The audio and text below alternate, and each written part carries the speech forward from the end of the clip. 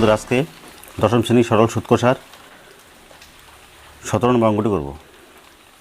1 থেকে 16 পর্যন্ত হয়ে গেছে, আজকে 17 নম্বর। দেখি কী বলা আছে। রেখা দিদি তার সঞ্চিত অর্থের 10,000 টাকা দুটি আলাদা ব্যাংকে ভাগ করে একই সময়ে জমা দিলেন। একটি ব্যাংকের বার্ষিক সরল সুদের হার 6% এবং অন্য ব্যাংকটির বার্ষিক সরল সুদের হার 7%। 2 বছর পর তিনি যদি সুদ বাবদ মোট 1280 টাকা পান, তাহলে তিনি কোন ব্যাংকে কত টাকা জমা দিয়েছিলেন? দুটি ব্যাংক, তাহলে কী ধরবো এখানে? প্রথম ব্যাংক এবং দ্বিতীয় ব্যাংক। মোট কত টাকা? 10,000 টাকা। 10,000 টাকা প্রথম ব্যাংকে এবং দ্বিতীয় ব্যাংকে কিছু করে জমা করেছে। প্রথম ব্যাংকের সুদের হার দেওয়া আছে 6%, দ্বিতীয় ব্যাংকের হচ্ছে 7%। তাহলে 2 বছর পরে দুটি ব্যাংকের মোট সুদ পাবে 1280 টাকা। তাহলে কী করবো? ধরি প্রথম ব্যাংকে রাখে X টাকা, সুতরাং দ্বিতীয় ব্যাংকে রাখবে 10,000 মাইনাস X টাকা। তার প্রথম ব্যাংকের X টাকা 6% হারে 2 বছরের কত টাকা সুদে বের করব? বাকি 10,000 মাইনাস X টাকা দ্বিতীয় ব্যাংকে 7% হারে 2 বছরে কত সুদ হয়ে বের করব। তারপর দুইটা সুদকে যোগ করলে মোট হবে এটা। ওকে, এ লিখি।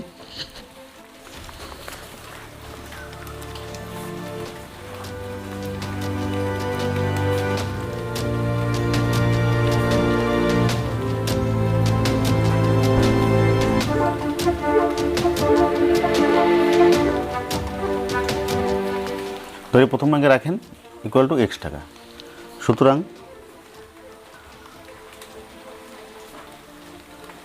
দ্বিতীয় ব্যাংকে রাখেন কী হবে? বাকি টাকাটা রাখবে, বাকি টাকা কত বিয়োগ হবে, ছিল 10,000 টাকা। এই টাকাটার থেকে X টাকা রেখে দিয়েছে প্রথম ব্যাংকে, তাহলে বাকি হচ্ছে এটা রাখবে দ্বিতীয় ব্যাংকে। হলো? এখন কী করবো? প্রথম ব্যাংকের সুদ, প্রথম ব্যাংকের সুদ হার হচ্ছে 6%, লিখি প্রথম ব্যাংকের সুদ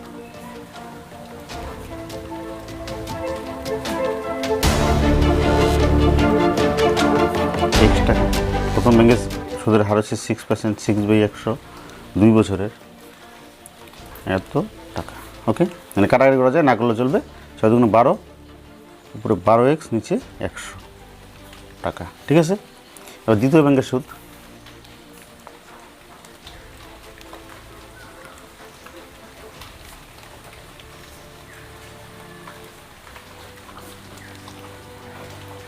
দ্বিতীয় ব্যাংকে রাখে হচ্ছে 10,000 মাইনাস X টাকা।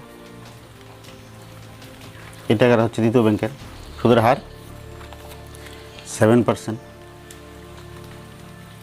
কতদিন? 2 বছর, এত টাকা। ঠিক আছে, কত এখানে? 7 × 14, 14 আর 10,000, 14 4টা 0, বাই কেন মাইনাস 7 × 14 X, 14x, এখন বাই নিচে 10,000 টাকা। ঠিক আছে, তাহলে প্রথম ব্যাংকের সুদ এটা, প্রথম ব্যাংকের সুদ এটা, দ্বিতীয় ব্যাংকের সুদ হচ্ছে এটা। কোশ্চেনে মোট সুদ দেওয়া আছে 1280, তাহলে এইটা প্লাস এইটা এগুলো 1280। সুতরাং প্রথম ব্যাংকের সুদ হচ্ছে 12x/100 যোগ দ্বিতীয় ব্যাংকের সুদ হচ্ছে এটা 14 4টা 0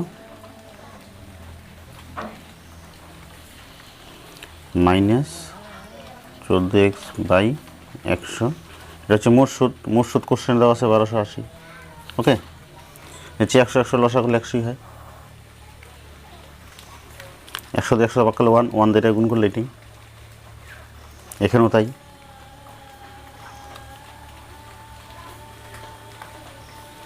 ইকুয়াল টু পেশে যা আছে তাই। 12x মাইনাস 14x, তাহলে মাইনাস 2x থাকবে। তার আগে এটা 12x মাইনাস 14x, তাহলে মাইনাস 2x থাকবে, নিচে 100 ইকুয়াল টু এফের যা আছে তাই। কোনাগুনি গুণন, নিচে 1 আছে, 1 দিয়ে গুণ করলে এটি হয়।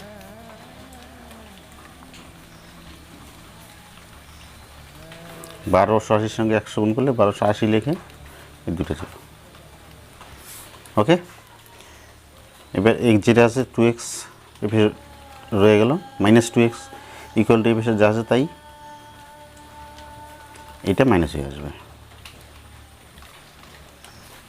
ঠিক আছে, মাইনাস 2x ইকুয়াল টু, বিয়োগ করলে এখানে মাইনাস 12,000, মাইনাস 2 থাকলো, এটার থেকে এটা বিয়োগ করলে এটা হয় দুই পাশে মাইনাস কাটা, তাহলে এক্স ইকুয়াল টু এ পাশে যা আছে তাই, নিচে আসবে এক্সের সঙ্গে ছিল 2, 6 দুগুণ 12, 3টে 0, তাহলে এক্স ইকুয়াল টু 6000। কী ধরা ছিল? প্রথম ব্যাংকে রাখে x টাকা, এক্সের মান 6000, তাহলে প্রথম ব্যাংকে রাখে 6000 টাকা, দ্বিতীয় ব্যাংকে রাখে 10,000 মাইনাস এক্স, অর্থাৎ 10,000 মাইনাস 6,000, 4,000 হবে। তাহলে প্রথম ব্যাংকে রাখে 6,000, সুতরাং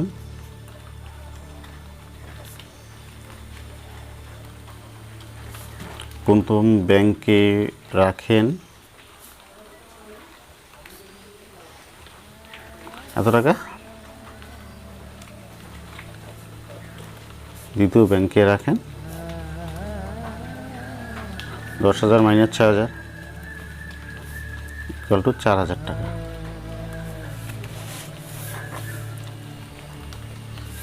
অ্যান্সার। ওকে, কীভাবে গেলে আমরা দেখে নিই। কী বলা ছিল? রেখা দিয়ে তার সঞ্চিত অর্থে 10,000 টাকা দুটি আলাদা ব্যাংকে ভাগ করে একই সময়ে জমা দিলেন। একটি ব্যাংকের বার্ষিক সরল সুদের হার 6% এবং অন্য ব্যাংকের বার্ষিক সরল সুদের হার 7%। 2 বছর পরে তিনি মোট সুদ এত টাকা পান। তাহলে তিনি কোথায় কত টাকা জমা রেখেছিলেন? ধরি প্রথম ব্যাংকে জমা রেখেছিলেন x টাকা, তাহলে দ্বিতীয় ব্যাংকে কত হবে? বাকি টাকাটা মোট হচ্ছে 10,000, 10,000 বাকি হচ্ছে, বাকির জন্য মাইনাস হয়ে গেল x। তাহলে প্রথম ব্যাংকে এত টাকা, দ্বিতীয় ব্যাংকে এত টাকা।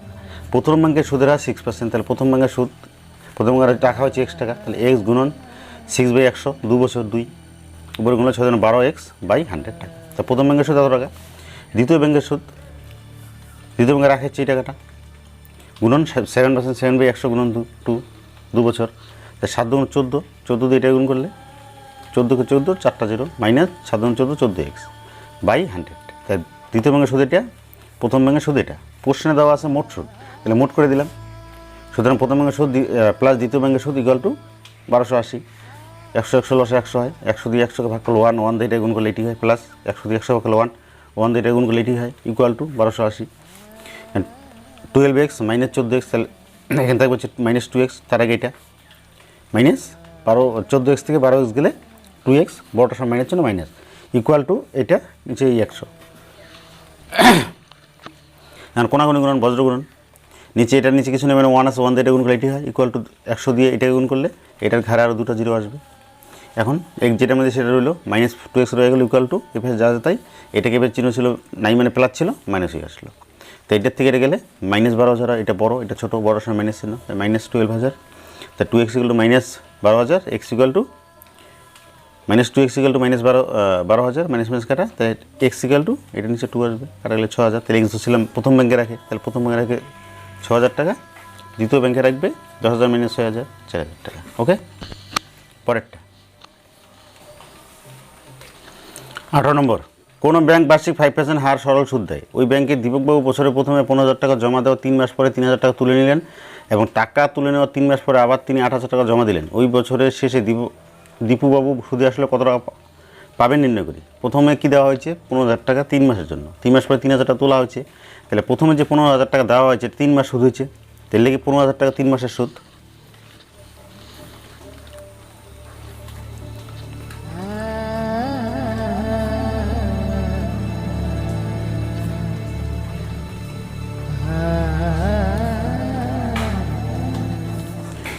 টাকা 3 মাসের সুদ 15,000, সরি 15,000 গুণন সুদের হার 5%, 5/100 ইন্টু 3 মাস মানে হচ্ছে কি, মাসকে 12 দিয়ে ভাগ করলে বছর হয়, তাহলে 3/12 এত টাকা। ওকে, যতটুকু যায় কাটাকাটি করি, 2টা 0 কাটলো, 3 দিয়ে কাটলে 3 4 12, 2 দিয়ে কাটলে 2 2 4, 2 দিয়ে কাটলে 150কে 75। ওকে, তাহলে উপরে হচ্ছে 75 ইন্টু 5, গুণ করলে কত হয়? 375 হবে। 5 দিয়ে 75কে গুণ করলে হচ্ছে 375, নিচে হচ্ছে 2, ভাগ করে দিই একবার, 2 1 2, 1 7 17, 8 2 16,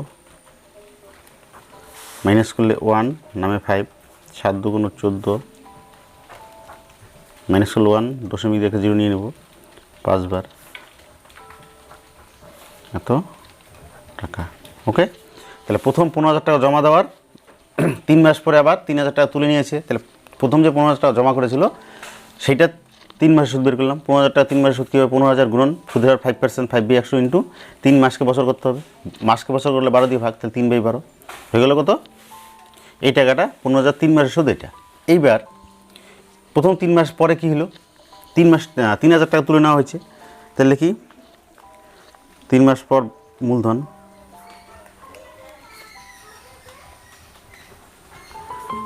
$15,000 টাকা জমা করেছে, 3 মাস ছিল 15,000 টাকা, তারপর 3,000 টাকা তুলে নেওয়া হয়েছে। তাহলে 3 মাস পরে মূলধনটা কত হবে? 15,000 মাইনাস 3,000 ইকুয়াল টু 12,000, 12,000 টাকা গেল। এবার 12,000 টাকা কী হবে? 3 মাস থাকবে। 12টা 3 মাস থাকার পরে 8,000 টাকা জমা করবে। তাহলে 12,000 টাকা 3 মাসের সুদ।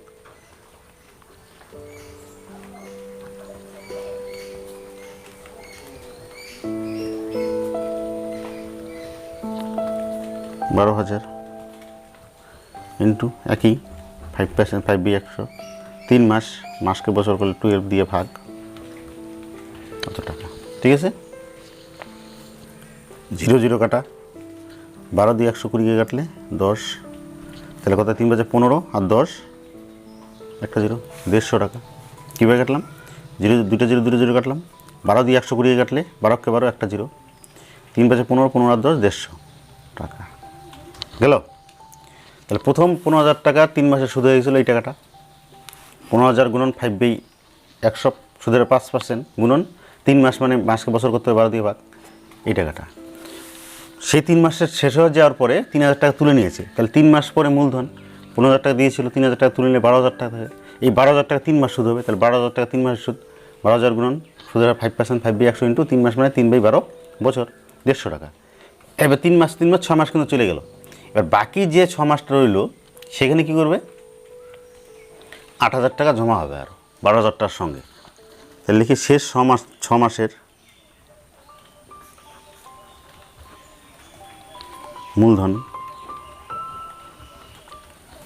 মূলধন ছিল হচ্ছে 12,000। 15,000 টাকা 15,000 টাকা থেকে 3,000 টাকা তুলে নেওয়ার পরে এখানে যোগ হয়ে যাবে আরও, বলা আছে 8,000 টাকা, যোগ করলে 20,000 টাকা।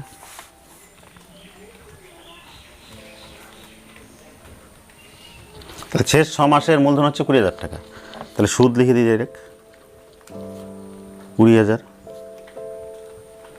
ইন্টু 5%, 5/100, 6 মাস, মাসকে বছর করলে 12 দিয়ে ভাগ, কত টাকা? দুটো 0 দুটো 0, 6 দিয়ে কাটলে 12কে 2, 2 দিয়ে 200 কাটলে 100, কত হয়? 5 আর 100 500,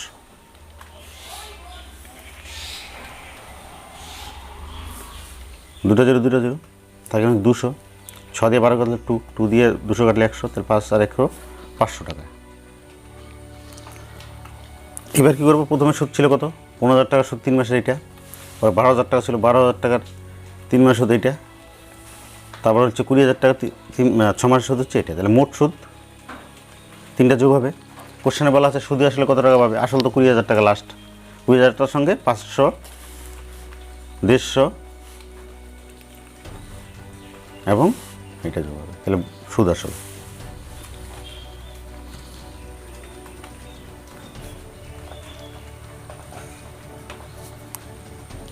আসল হচ্ছে 20,000 প্লাস 20,000 টাকার 6 মাস সুদ 500 প্লাস 12,000 টাকা 3 মাসের সুদ হচ্ছে 150 প্লাস 15,000 টাকা 3 মাসের সুদ হচ্ছে 187 টাকা 50 পয়সা, 187.5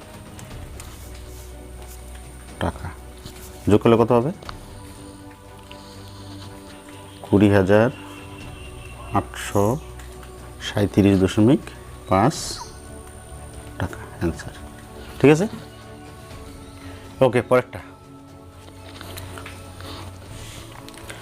রহমত চাচা একটি বাড়ি তৈরি করার জন্য বার্ষিক 12% সরল সুদের হারে এত টাকা ব্যাংক থেকে ধার নেন। ধার নেওয়ার 1 বছর পর তিনি বাড়িতে প্রতি মাসে এত টাকা ভাড়া দেন। ধার নেওয়ার কত বছর পরে তিনি বাড়ি ভাড়া আয় থেকে ব্যাংকের টাকা সুদসহ শোধ করতে পারবেন? হিসাব করে লিখি। 12% হারে এত টাকা ধার নেয়, ধান নেওয়ার 1 বছর পরে বাড়িতে ভাড়াটিয়া বসিয়ে এত টাকা ভাড়া পান মাসে। তাহলে ধান নেওয়ার কত বছর পরে মাসিক বাড়ি ভাড়ার আয় থেকে তার সুদে আসলে যে টাকাটা হবে সেটা পরিশোধ করবে।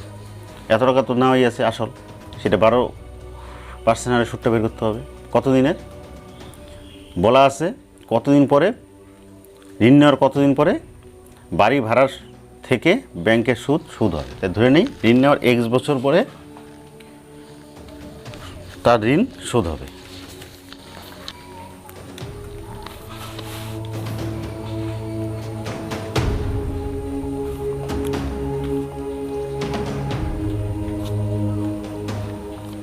X বছর পরে ধার শোধ হবে। ওকে, ঋণ নেওয়ার X বছর পরে ধার শোধ হবে। তাহলে ঋণ নেওয়া হয়েছে যে টাকাটা, সেই টাকাটা X বছর থাকবে ব্যাংকে 12% হারে। কত টাকা? 2,40,000 টাকা। তাহলে লিখি 2,40,000 টাকার X বছরের সুদ।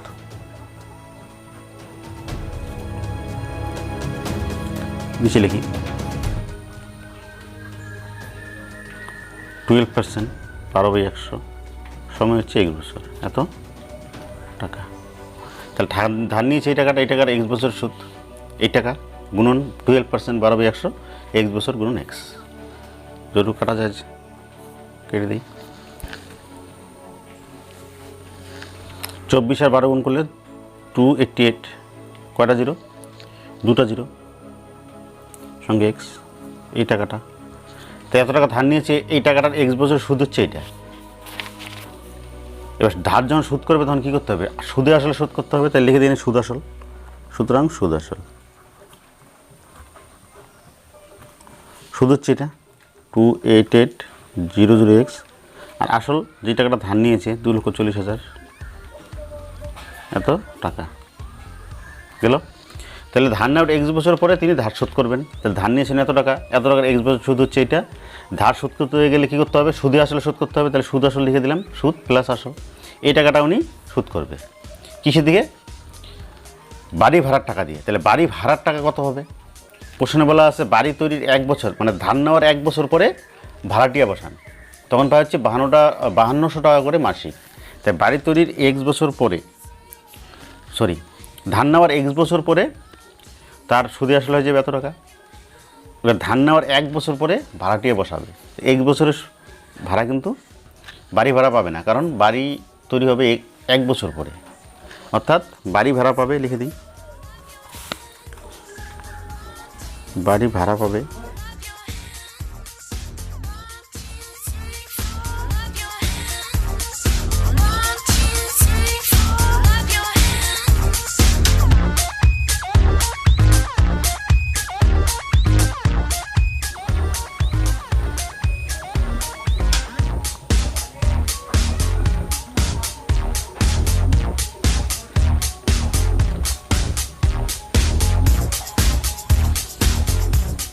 ঠিক আছে।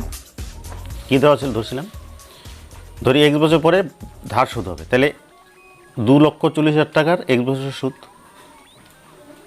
2,40,000 ইন্টু 12/100 গুণন X টাকা, এত টাকা হচ্ছে সুদ। তাহলে সুদ আসল, এটা হচ্ছে সুদ, আসল হচ্ছে এটা গেল। এবার বাড়ি ভাড়া পাবে কি? যেদিন ধান নেওয়া হয়েছে তার 1 বছর পরে ভাড়াটিয়া বসানো হয়েছে। তাহলে ধান নেওয়ার 1 বছর পরে যদি ঋণ শোধ করে, তাহলে ভাড়া পাবে 1 বছর কম। তাহলে বাড়ি ভাড়া পাবে X-1 বছরের, 1 বছর পরে ভাড়াটিয়া বসানো হয়েছে। তাহলে মাসিক ভাড়া দেওয়া আছে 5200 টাকা। তাহলে X-1 বছর মানে কি? X-1 বছর ইকুয়াল টু X-1 বছরকে 12 দিয়ে গুণ করলে মাস হয়ে যায়। তাহলে X-1 ইন্টু 12 মাস। তাহলে মোট ভাড়া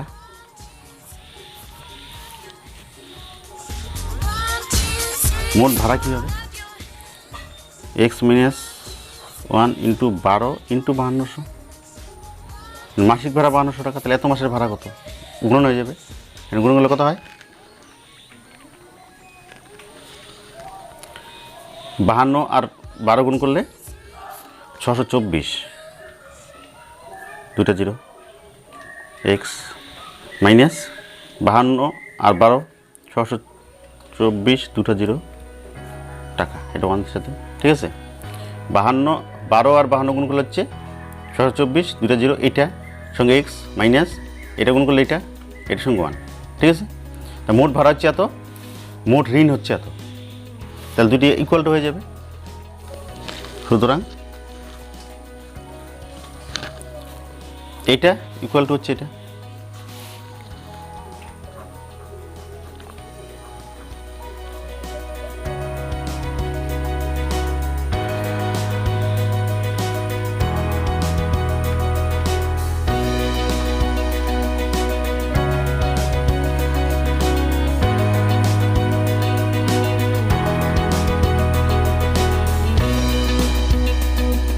যেগুলো আমি এক্স আছে এক পাশে করলাম, এটা রাখলাম, এটা মাইনাস করে আনলাম, ইকুয়াল টু এখানে যা আছে তাই এই পাশে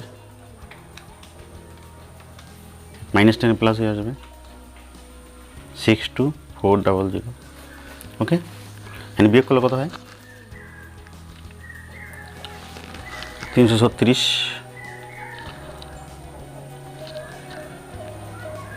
দুইটা জিরো,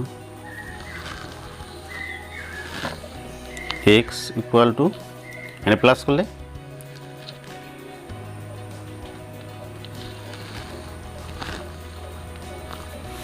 তাহলে এক্স ইকুয়াল টু বাই হয়ে যাবে।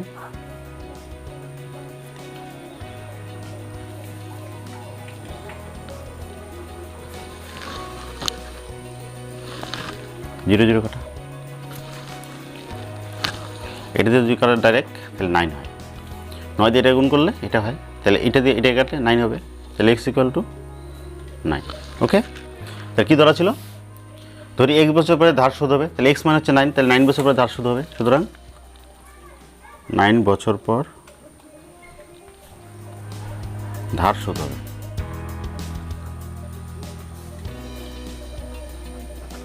ওকে, পরেরটা,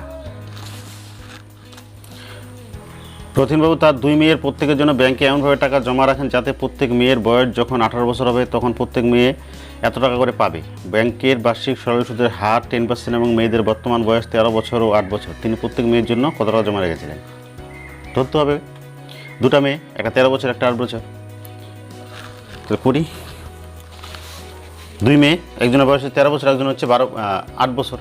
তাহলে দুজনের বয়স যখন 18 করে হবে, তাহলে 13 বছর যে মেয়ের বয়স সেই মেয়ের টাকাটা কতদিন থাকবে ব্যাংকে? তার 18 বছর হতে সময় লাগবে কত? 5 বছর। তাহলে লিখি বড় মেয়ের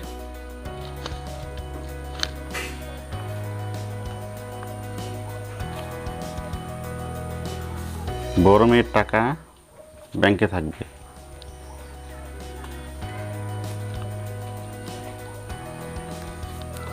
কতদিন থাকবে? 18 বছর হইতে হবে। বড় মেয়ের বয়স হচ্ছে 13 বছর, 5 বছর। ঠিক আছে, ধরি বড় মেয়ের জন্য রাখেন X টাকা।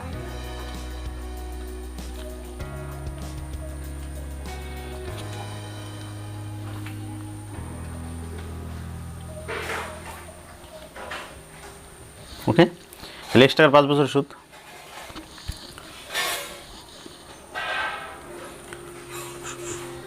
লিখি সুদ। X টাকা রাখছে 10% হারে 10/100, কত বছর? 5 বছর, এত টাকা। ওকে, 0 0 কাটা যায় এখানে, 5 দিয়ে কাটলে 5 2 × 10 ইকুয়াল টু X/2 টাকা। তো বড় মেয়ের জন্য X টাকা যদি রাখেন তাহলে X টাকা সুদ দিতেছে X/2 টাকা 5 বছরে। এখানে সুদ দেওয়া আছে, তাহলে X/2 ইকুয়াল টু কত টাকা পাবে? 4টা 0। তাহলে X/2 হচ্ছে সুদ, এটা হচ্ছে সুদ আসল, আসল ধরা ছিল X, তাহলে আসলটা বের করে দিলাম, তাহলে সুদ হয়ে গেল। এটা বোঝা গেছে? বড় মেয়ের জন্য ব্যাংকে রাখেন X টাকা, বড় মেয়ের সময় হচ্ছে 5 বছর, 5 বছর থাকবে X টাকাটা, কারণ তার বয়স হচ্ছে 13, 18 বছর হলে টাকা পাবে। ধরি বড় মেয়ের জন্য X টাকা, তাহলে X টাকা সুদ হচ্ছে X/2 টাকা। এবার কোশ্চেনে বলা আছে সুদে আসলে পাবে হচ্ছে 1,20,000, অর্থাৎ 12 4টা 0। তাহলে X/2 হচ্ছে সুদ ইকুয়াল টু এটা সুদ আসল, সুদ আসল থেকে আমি আসলটা বিয়োগ করে দিলাম, তো এইটাও সুদ হয়ে গেল। তো এই সুদ ইকুয়াল টু এই সুদ। ওকে, কোনাকুনি গুণন,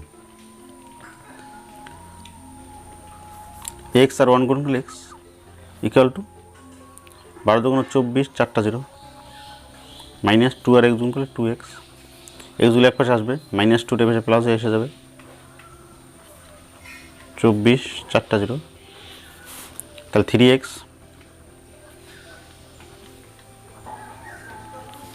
তাহলে x = বাই হবে এখানে 3 3 8 24 4টা 0 ইকুয়াল টু, তাহলে ওকে x = 80,000। তাহলে বড় মেয়ের জন্য রাখে 80,000 টাকা।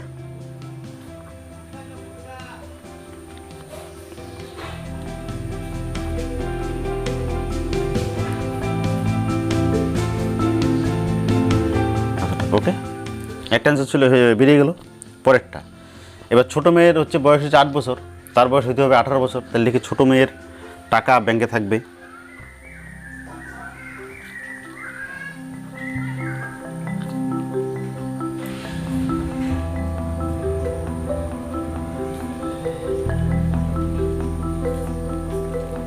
18 বছর হইতে হবে, বর্তমান বয়স হচ্ছে 8 বছর, 10 বছর। ধরি বড় মেয়ের জন্য রাখে y টাকা, সরি বড় মেয়ে না ছোটো মেয়ে,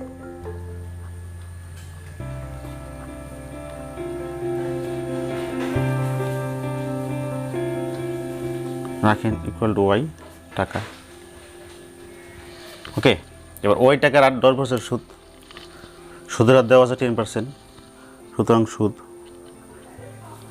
y টাকার 10 বছরের 10 বছরের সুদ, সুদের হার হচ্ছে 10/100, টাকাটা থাকবে হচ্ছে 10 বছর, এত টাকা কাটলে কত হয় y টাকা। ঠিক আছে,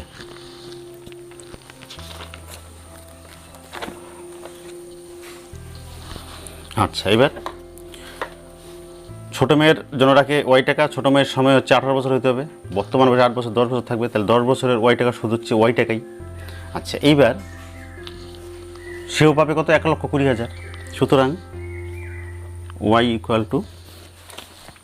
y হচ্ছে সুদ, আর পাবে হচ্ছে সুদে আসলে এত টাকা, এটা হচ্ছে সুদে আসল। তাহলে কিন্তু যদি আমি আসল ধরছি y, তাহলে ওই বিয়োগ করে দিলে এটাও সুদ হয়ে গেল। এটা হচ্ছে সুদ, y টাকার 10 বছর সুদ 10% y টাকা, সুদ পাবে হচ্ছে এই টাকাটা, এটা হচ্ছে সুদে আসলে পাবে। তো এইটার থেকে যদি আমি y বিয়োগ করি, y তো আসল, তাহলে সুদ আসল থেকে বিয়োগ করে দিলে আসল, সুদ হয়ে গেল, এটাও সুদ এটাও সুদ। তাহলে কী হবে, এই পাশের y আর মাইনাস y এখানে প্লাস হয়ে আসবে, =12 4টা 0। ঠিক আছে, এদিকে লিখি, তাহলে y আর y 2y এইটা, তাহলে y = 2 নিচে যাবে, ওর 12 4টা 0 কাটলে 6 2 12 4টা 0। ঠিক আছে, তাহলে ছোটো মেয়ের জন্য রাখে হচ্ছে এই টাকাটা, লিখে দিই অ্যান্সার।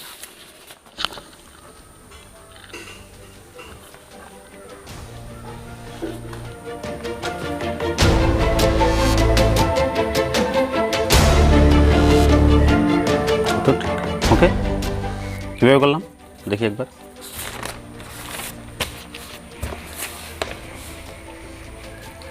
প্রথমে তার 2 মেয়ের প্রত্যেকের জন্য ব্যাংকে এমনভাবে টাকা জমা রাখেন যাতে প্রত্যেক মেয়ের বয়স যখন 18 হবে তখন তারা এত টাকা করে পাবে, অর্থাৎ সুদে আসলে এত টাকা পাবে।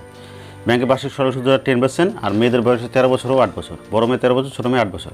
তিনি প্রত্যেক মেয়ের জন্য কত টাকা ব্যাংকে জমা রেখেছিলেন? বড় মেয়ের টাকা ব্যাংকে থাকবে, তার 13 বছর, 18 বছর হলেই তো টাকাটা পাবে, তাহলে 18 বিয়োগ 13 এগুলো 5 বছর। ধরি বড় মেয়ের জন্য রাখেন x টাকা, তাহলে x টাকার 5 বছরের সুদ কত, x ইন্টু সুদের হার 10/100 গুণন 5 বছর 5, x/2 টাকা, এটা হচ্ছে সুদ। বলা আছে এত টাকা পাবে, তো এই টাকাটা সুদে আসলে আছে, তাহলে x/2 এটা হচ্ছে সুদ, সুদ আসল থেকে আসল বিয়োগ করে দিলাম, আসলে x ধরা আছে, এটা -x ক্যালকুলেশন করলে কত হচ্ছে এত টাকা। তাই বড় মেয়ের জন্য রাখে এই টাকাটা। ছোটো মেয়ের টাকা ব্যাংকে থাকবে কত, বর্তমান বয়স 8 বছর, 18 বছর হইতে হবে, 10 বছর। ধরি ছোটো মেয়ের জন্য রাখে y টাকা, তাহলে y টাকার 10 বছর সুদ কত, y ইন্টু 10% জন্য হচ্ছে 10%-এর জন্য 10/100 ইন্টু 10 বছর y টাকা, এই টাকাটা সুদ। তাহলে y এটাও তাই, সুদে আসলে আছে, সুদে আসল থেকে আসলটা বিক্রি দিলাম, আসল y ধরা আছে, কত হয়, y 60,000। তাহলে ছোটো মেয়ের জন্য রাখে 60,000 টাকা। ওকে, তাহলে কষা দেখি 2 এর মূল অঙ্ক হয়ে গেল 20 নম্বর পর্যন্ত। পরের ভিডিওতে বাকিগুলো করব। Thank you.